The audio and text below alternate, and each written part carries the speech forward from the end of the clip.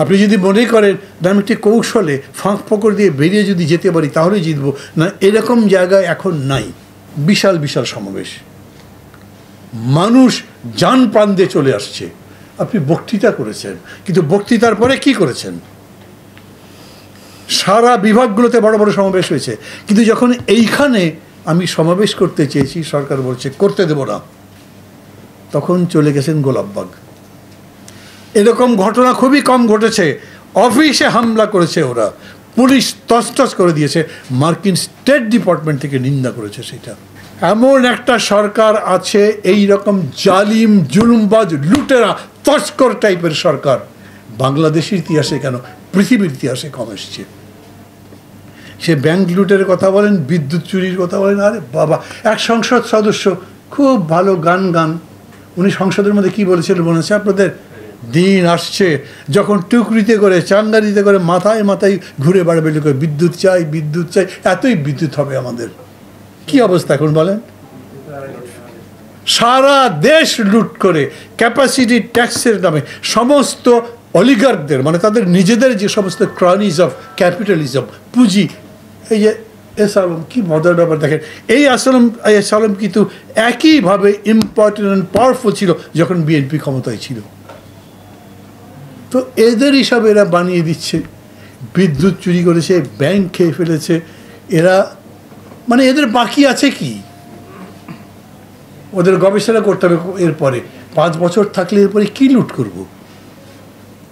পুরা দেশটা খেয়ে ফেলেছে। তারপরেও আমাকে দৃঢ়ভাবে আমি যদি বলতে না পারি, আমি পারি কিংবা না পারি, এই সরকারকে কোনোদিন মানব না। আমি কথা খুব স্পষ্ট বলতে চাই, এই সরকারকে মানবার মতো, এই সরকারের সাথে আপোষ করবার মতো, কিংবা এই সরকারকে কোনোভাবে একটু পাশ কাটিয়ে দেখিয়ে যেতে পারি কিনা, এটার কোনো সুযোগ নাই। নির্বাচন কি মানুষ চায়? আমি আবার বলি, মানুষ এটা মনে করছে যে পারলো না, এরা পারবে না, বিরোধী দল 5 বছর পারবে না। কিন্তু যে 95% মানুষ ভোট দেয়নি, আমি বলি আজও ওই 95% মানুষ একইভাবে এই সরকারকে অপছন্দ করে। এটা একটা ইউনিক ক্যারেক্টার। হয় কি জানেন, আন্দোলন যদি কোনোভাবে মার খায়, পরাজিত হয়, মানুষের মধ্যে হতাশ হয়, মানুষ শেষ মতো সারেন্ডার করে ফেলে। কিন্তু বাঙালি আমাদের দেশে সারেন্ডার এতটুকু করেনি। গতকালকের এই ভোটের মধ্যে দেখলাম না আমরা, ওই যে সালাম একটু আগে বললেন, আরে স্থানীয় সরকার নির্বাচনগুলো তো উৎসবের মতো হয়, সেখানে একটা খরার মতো ছিল কালকে। তারপরেও আমরা যদি বলি আজ নির্বাচনে যাওয়া দরকার ছিল না, এই বিতর্ক তো মানুষ করছে না, কোনো সাধারণ মানুষ বলছে না আপনাদের নির্বাচনে যাওয়া উচিত ছিল। তাহলে এই বিতর্ক কোথায় তৈরি হলো? কারা বলছেন এটা যে নির্বাচনে যাওয়ার দরকার ছিল? কারা বলছেন? আমরা 2018-তে তো নির্বাচনে গিয়েছিলাম। আবার যদি বলেন আসলে এইবার গেলে বোধহয় ভালো হতো, কিন্তু নির্বাচনের আগের দিন পর্যন্ত তো তা বলেননি।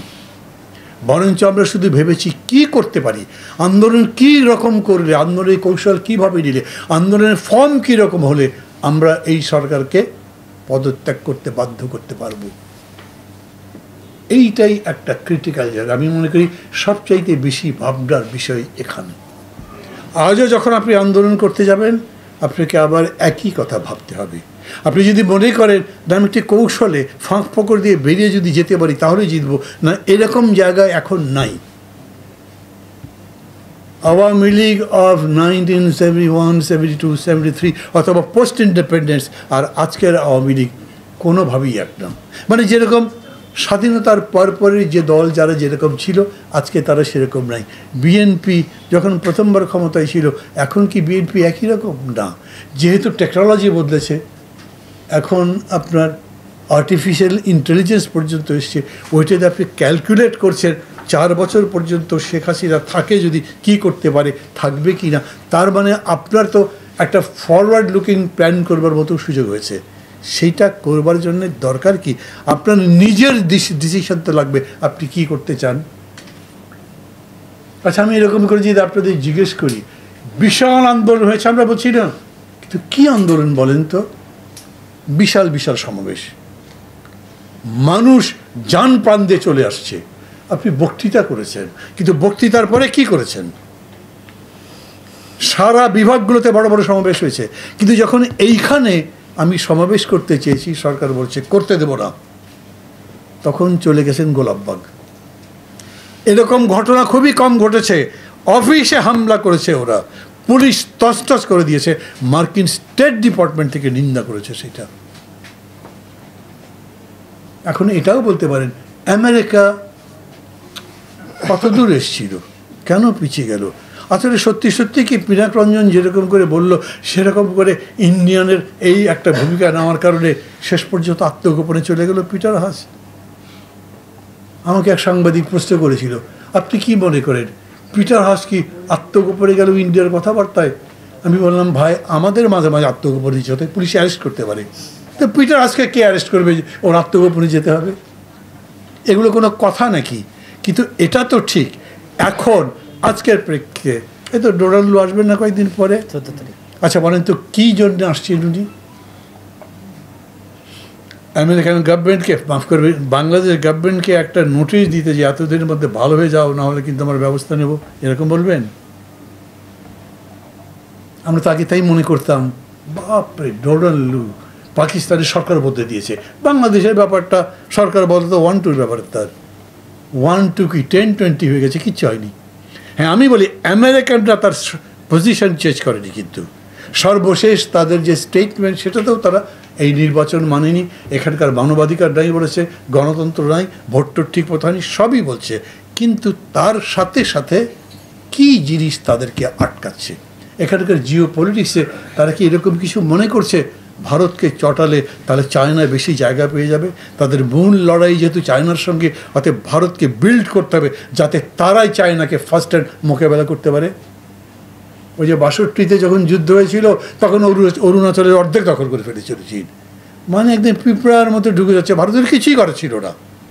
এতগুলো বছর পরে India is the 4th largest economy and military power also, maybe 4th 5th একটু এদিক ওদিক হতে পারে, আমি হয়তো কারেক্টলি বলতে পারলাম না, কিন্তু ভারত এখন ওই জায়গায় এসছে। এখন কি এরকম এই যে এত নিউক্লিয়ার সাপোর্ট আমেরিকা ইন্ডিয়াকে দিচ্ছে এই জন্যে যে তারা তৈরি করতে চায় যে কোনোভাবেই হোক আমেরিকা কীভাবে মাফ করবে চায়নাকে যেন ভারত এখানেই কন্টেন করতে পারে। তাই যদি হয় তাহলে আমাদের কাজ কি? সেইখানে আবারও বলি, মুইজু যদি পারে তাহলে আমেরিকা কি করলো, রাশিয়া কি করলো, চায়না কি করলো, ইন্ডিয়া কি করলো, তাতে আমার কি? আমি আমারটা করব।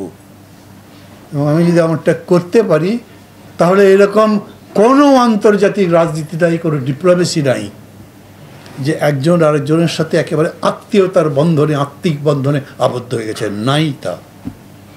রাদার দেখবেন ওদের ফ্রেন্ডশিপ আছে, কিন্তু ভেতরে ভেতরে তাদের স্বার্থের সংঘাত সবসময় আছে। অতএব কেউ যদি এরকম মনে করেন যে না ইন্ডিয়াকে বাদ দিয়ে আমেরিকা কিছু করতে পারবে না, সেটা ঠিক নয়। ও করতে পারে কি পারে না আমি সে বিতর্কের মধ্যে যাচ্ছি না, আমার দরকারও নেই, কিন্তু আমি আমারটা যদি করতে পারি তাহলে ডেফিনেটলি এখানকার জিও পলিটিক্স আপনাকে সুবিধা দেবে, সেটাই ভাবেন।